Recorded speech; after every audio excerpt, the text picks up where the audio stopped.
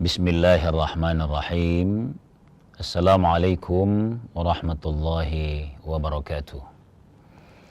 Alhamdulillahirabbil alamin alladzi an'amana ni'matal imani wal islam.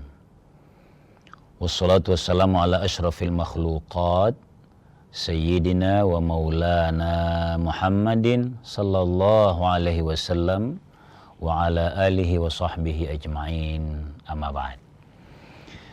Pemirsa sekalian kaum muslimin yang insyaallah dirahmati oleh Allah Subhanahu wa taala, kita bersyukur kehadiratnya atas nikmat iman yang dihidayahkan kepada kita sekalian.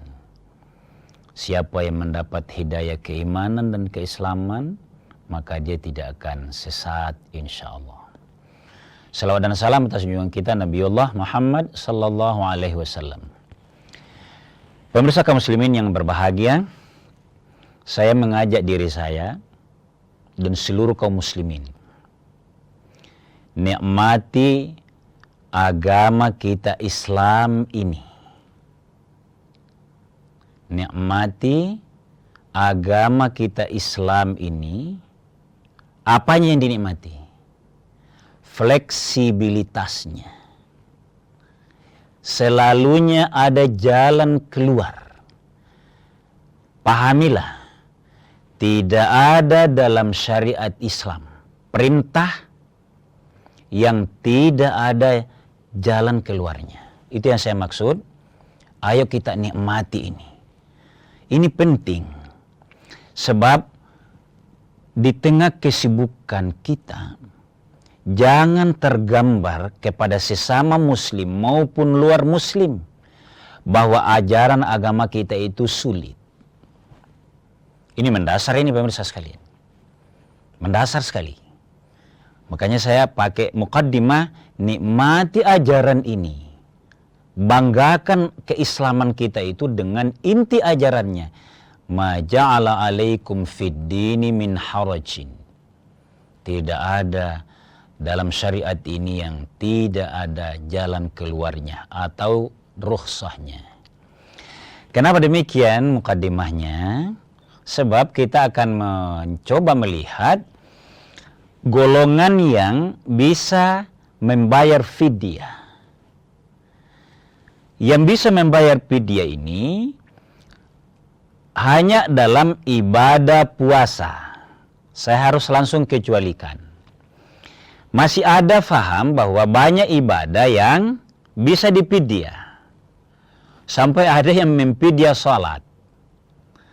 Boleh kita belajar sama-sama, tapi yang bisa dan mudah kita ingat, yang difidyah itu adalah puasa. Apa itu fidyah dulu? Kata fidyah berarti tebusan. Tebusan adalah yang ditebus dengan nilai yang menebus itu harus setara. Harus setara. Dari segi nilai. Jadi kuantitas dan kualitasnya. Nah, kalau begitu perlu dilihat. Saya bacakan dulu ayatnya. Wa 'alal ladzina yutiqunahu fidyatun ta'amu miskin. Bagi orang yang sudah tidak mampu mengamalkan puasa, fidyatun ta'amu miskin, maka dia melakukan fidyah, membayar fidyah dengan jalan memberi makan fakir dan miskin. Miskin. Kenapa saya bahasnya begini? Karena ada yang mengqadha puasa itu lain. Kalau ini khusus fidyah. Nanti kita lihat golongan mana saja yang fidyah dan juga boleh mengqadha. Golongan mana saja, ini yang kedua, yang hanya memfidyah. Nah, berdasarkan dari ayat tadi kita akan kasih klasifikasi. Satu, berdasarkan ayat tadi ya, Pada saat Allah berfirman, bagi orang yutiqunahu fidyatun ta'amu miskin, bagi orang yang sama sekali tidak mampu karena usia sangat uzur. Sangat uzur itu misalnya 87 tahun, 90 tahun. Menurut pengalaman keluarga di kita ya, walau usia harapan hidup kita itu makin bertambah, tapi ada juga pengalaman, oh ini ndak ada harapan. Disuruh makan marah, disuruh minum obat-obatan yang memperkuat dia, oh memang tidak bisa. Di mana tidak bisanya? Allah yang berfirman, wa man nu'ammirhu, siapa yang kami panjangkan usianya, usianya, wa man nu'ammirhu nunakkishu fil khalqi, kami kurangi kejadiannya. Artinya yang hebat, yang ada di benak kita, misalnya kita anak, usia 50 tahun. Ada orang tua yang kita rawat, sudah 80 sekian tahun, disuruh makan, marah. Dikasih alternatif makanan, marah. Malah dibuang. Jangan paksa lagi. Berpikirlah bahwa memang ada sudah perbedaan pola pikir, itu dari mana? Dari Allah. Sehingga jangan marahi. Jadi kalau sudah usia uzur seperti ini, maka yang berlaku baginya hanya fidyah. Itu pemirsa sekalian. Kita lanjut setelah jeda sejenak.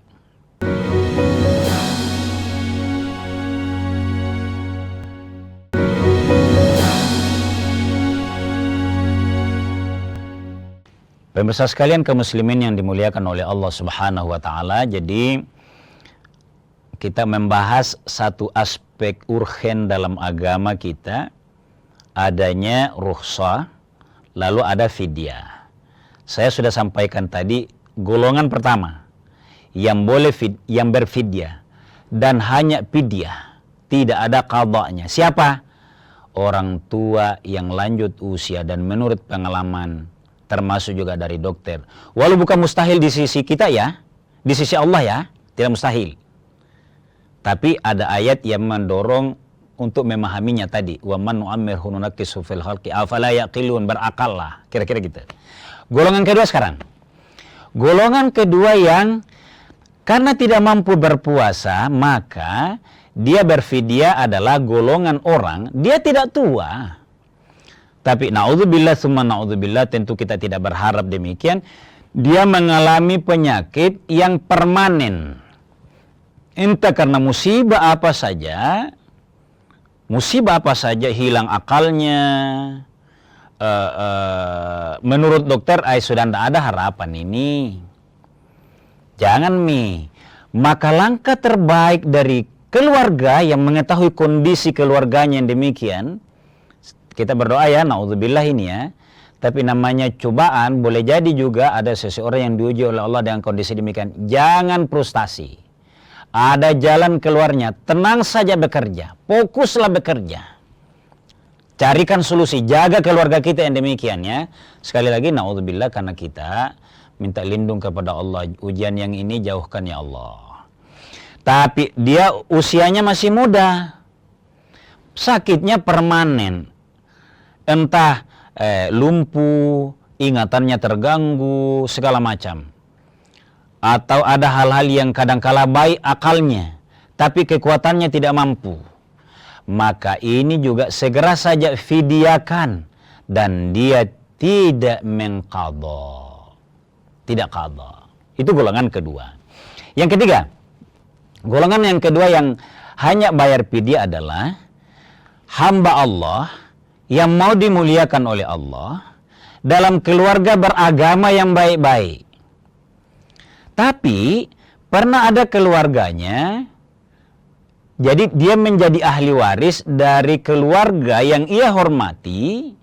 Taruhlah misalnya orang tuanya yang ada utang puasanya. Di mana dasarnya ini? Kan agama menegaskan, faman kana minkum maridun aw ala safarin fa'iddatum min ayyamin ukhar. Entah dia pernah dalam perjalanan sehat walafiat, tapi dalam perjalanan penting, atau memang pernah sakit sehingga dia tinggalkan puasa. Sesungguhnya orang ini selalu mengqadha. Misalnya dia pebisnis ulung, selalu dalam perjalanan. Kalau perjalanan biasa normal, pesawat biasa, dia tetap puasa. Tapi ada suatu hari dia harus berjalan kaki yang mewajibkan demikian. Maka dia berniat qadha. Tiba-tiba dipanggil oleh Allah pada kondisi lain sebelum sempat mengqadha tadi. Atau orang yang haid atau menyusui, orang ini pengalaman dia selalu qadha. Kalau melahirkan tahun-tahun sebelumnya dia qadha. Nah, ditahu dia ada utang puasa. Kita menjadi ahli warisnya, misalnya dia dipanggil oleh Allah. Maka kita tidak sebagai ahli waris nih. Maka kita tidak mengqadha puasanya dia, kita tinggal melaksanakan fidyahnya. Nanti kita sebut berapa ukuran fidyah. Itu jadi 3. Yang murni dalam Islam dikenalnya, dia hanya berfidyah tanpa mengqadha. Yang keempat sekarang, 2 pendapat di situ adalah orang yang menyusui setelah melahirkan. Itu. Jadi dia bisa tinggalkan puasanya, dia bisa batalkan puasanya di Ramadan. Biasanya orang ini sebenarnya kuat, didampingi oleh keluarga, disayangi oleh suami, keluarganya mendukung. Tapi suatu saat ada kondisi, pada akhirnya mungkin karena musim kemarau, kasihan dia hamil sampai melahirkan sehingga banyak puasanya yang tertinggal. Dia orang kuat. Maka bagaimana hukum puasa yang ia tinggal itu? Ada ulama yang menegaskan berbuat baiklah, faman tatawwa'a khairan fahuwa khairullah. Barang siapa yang mau berbuat kebajikan itu lebih baik baginya. Maksudnya gini, dia bisa fidyah memang di bulan itu. Karena kan fidyah ini demi kebaikan sebenarnya, memberikan kepada orang. Bukan hitung-hitungan beras, bukan. Malah dia syukur bisa. Oh, memberi biasa saja dia mau, apalagi ada penyebab ini. Dia fidyah sejumlah hari yang ia tinggal, dan ada ulama yang menegaskan cukup fidyah saja tanpa mengqadha, tapi ada ulama yang memaknai faman tatawwa'a khairan fahuwa khairullah. Kebaikan juga pada saat ia longgar nantinya. Dia orangnya senang berpuasa, ibu yang kuat, yang selalu mendoakan kesolehan anaknya. Kalau dia fidyah di bulan Ramadan itu, lalu dia mau qadha, boleh. Kenapa saya urai seperti ini pemirsa sekalian? Karena salah satu yang kita harus hargai dalam beragama adalah variasinya ulama kita. Pendapat ulama. Ada nggak dasarnya? Ada. Yang mengatakan fidyah dan qadha khusus bagi orang yang menyusui tadi siapa? Oh, dari ayat tadi. Saya baca utuh ayatnya. Ayyaman ma'dudat. Ini ayat 184 Al-Baqarah. Ayyaman ma'dudat, faman kana minkum maridan aw ala safarin fa'iddatun min ayyamin ukhar. Siapa yang dalam perjalanan, sakit dan dalam perjalanan, boleh mengqadha. Wa 'alal ladzina yutiqunahu fidyatun ta'amu miskin. Bagi orang yang sudah sangat udzur, maka dia berfidyah. Ada sambungan ayat. Wa man tatawwa'a khairan fahuwa khairullah. Wa antasumu khairul lakum. 2 poin dalam ayat ini. Bagi orang yang mau berbuat lebih baik, baik tadi qadanya, dipercepat qadanya misalnya. Yang fidyah, ukurannya dia kasih lebih-lebih, misalnya nih. Yang kedua, ada yang membolehkan hanya fidyah. Tapi paman tatawwa'a khairan, itu masih jauh lebih baik. Kerelaan. Didukung oleh suasana yang ada. Dia mampu ekonomi. Nah, wa antasumu khairul lakum. Tapi kalau orang dalam perjalanan dan sakit biasa, perjalanannya naik pesawat, sebenarnya naik pesawat sudah boleh qadha. Tapi bagi dia, mending deh, saya kan bukan sopir. Perjalanan ini malah nikmat. Maka itu wa antasumu khairul lakum, tetap lebih bagus puasanya. Kita lanjut setelah jeda sejenak.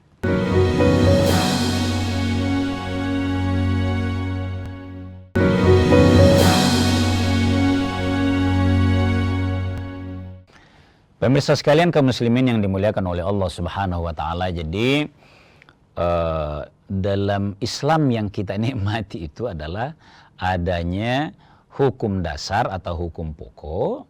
Lalu kalau itu tidak normal, ada sesuatu yang dalam perjalanan hidup manusia ada penyebabnya, berlaku kaidah idza dhaqal waqtu tasa'a. Maka yang kita khususkan pada kesempatan ini adalah fidyah. Saya sudah sampaikan cukup 4. Sekarang fidyah itu kapan waktunya, Ustaz? Nah, waktunya pada pokoknya hari keberapa saja yang kita tinggalkan puasa, bayar hari itu. Jadi di situ mulainya berlaku hukum fidyah. Kalau misalnya hari pertama mulai, atau yang memang kita contohkan tadi yang meninggal dari awal, bagi orang yang mewarisi puasa qadanya keluarga atau dia sendiri yang tidak puasa berapapun, maka di situ wajibnya membayar fidyah. Boleh enggak sekaligus? Boleh. Sekaligus yang mana maksudnya, Ustaz? Sekaligus nanti di akhir Ramadan, boleh. Atau yang sudah tahu bahwa saya ini, keluarga saya ini dari awal hingga akhir tidak mampu karena sudah uzur tadi atau sakit permanen yang kita sebutkan di awal tadi. Hitung harinya, pilih mau di hari pertama, mau di hari kedua, mau di hari nuzulul Quran, mau di 21 ganjil-ganjil itu boleh, asal tetap dalam bulan Ramadan. Jadi itu dia pemirsa sekalian. Kapan saja, ini juga gambaran fleksibilitasnya. Tapi akan jauh lebih afdal kalau di mana kita lihat yang berhak fidyatun ta'amu miskin itu begitu butuh kita kasih, itu juga lebih bagus. Jadi per hari pertama belum ada orang yang terlalu butuh, belum dibayarkan. Hari kedua ada, bahkan 2-3 yang butuh langsung bayar 5 hari. Boleh mencari, sangat bermanfaatnya diberikan. Itu pemirsa sekalian, waktunya ya. Sekarang ukurannya berapa, Ustaz? Maka ukurannya adalah, kita menyebutnya dalam istilah fiqih yang kita sudah pelajari itu, yang ditetapkan oleh ulama adalah 1 puasa ditinggal 1 mud. Pakai mud. Itu kalau kita ikut kepada yang sudah dikonversi ya, kita sekarang ini terlalu mudah, kita ini beragama, menurut bahasa Makassar, mudah sudah sangat mudah. Kenapa? Sudah dikonversi oleh ulama-ulama kita al-muqaddimun, al-mutaqaddimun, ulama-ulama awal. Termasuk di Indonesia dikonversi. 1 mud itu sekira 0,75 kilogram. Jadi sekian. Itu kalau 1 porsi makan ya, jadi dihitungnya di situ. Nah, pemirsa sekalian, kita di Makassar sekarang lebih mudah lagi. Berdasarkan hasil rapat bersama perdagangan, yang tahu harga-harga pasar, Basnas, kemudian Kemenak, dan Pemkot Makassar dalam hal ini Kesra, itu sudah ditentukan jumlah zakat sekian, paling tinggi sekian, paling rendah harga beras sekian. Khusus fidyahnya bisa itu, sudah beredar di media itu. Tinggal diikuti saja, alhamdulillah.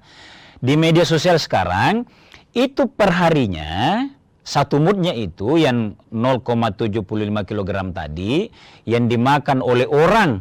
Jadi diukur ya, 1 mud diukur kepada yang dimakan oleh yang bersangkutan. Kalau dia kelas A, Kelas A yang dia, ini orang ekonomi mampu ini.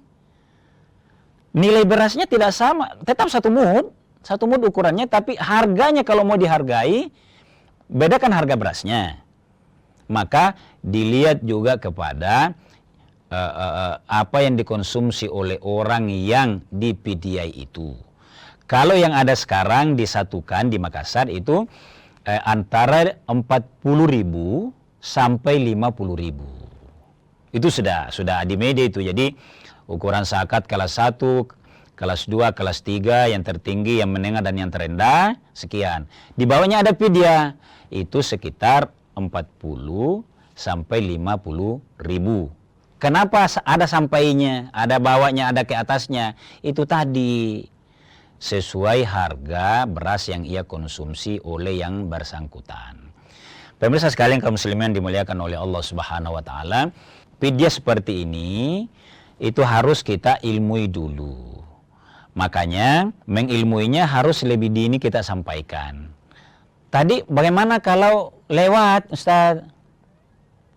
Lewat waktunya di luar Ramadan. Saya katakan tadi maksimal sekali itu di awal hingga akhir Ramadan. Bagaimana kalau lupa? Ternyata saya tidak bayarkan, dan ini dosa besar nih. Masya Allah, ini orang tua saya tidak bayarkan fidyahnya, pulang malah lebaran. Tersentaklah kita itu. Lupa, sungguh-sungguh lupa. Tapi sempat bayar zakat, Masya Allah. Jangan sampai, makanya satu kali saja, itulah sebabnya diedarkan sama-sama oleh pemerintah kita. Tapi bagaimana kalau lupa? Sehingga sudah pulang lebaran baru ingat bahwa tidak bayar fidyahnya. Boleh tidak? Saya kiaskan. Nabi berkata bahwa faman addaha qabla shalah. Saya kias kepada zakat fitrah. Barang siapa yang menunaikan zakat fitrah qabla salati, sebelum orang salat Idul Fitri, fahiya shadaqatum maqbulah, dia adalah sedekah yang diterima oleh Allah sebagai zakat fitrah. Wa man addaha ba'da salati, barang siapa yang menunaikannya setelah salat, fahiya sadaqatun, dia menjadi sedekah biasa. Apa artinya pemirsa? Artinya karena pemberian baik zakat fitrah yang kita sebut tadi maupun fidyah yang khusus kita bahas pada pagi hari ini adalah pendermaan, aksi sosial, mudah-mudahan berdampak. Kalau betul-betul karena manusiawi sangat lupa, jangan Padeng, bukan begitu. Bukan. Tetaplah tunaikan, karena kan kita merasa, ya Allah, betul-betul saya lupa, saya pertanggungjawabkan di sisimu. Saya tidak mau ini lupa ini. Misalnya nih, tunaikanlah, tapi tetap bertaubat kepada Allah dan perbanyak amal soleh. Berlaku lagi, faman tatawwa'a khairan. Barang siapa yang mau berbuat baik, saya ini ada salahnya.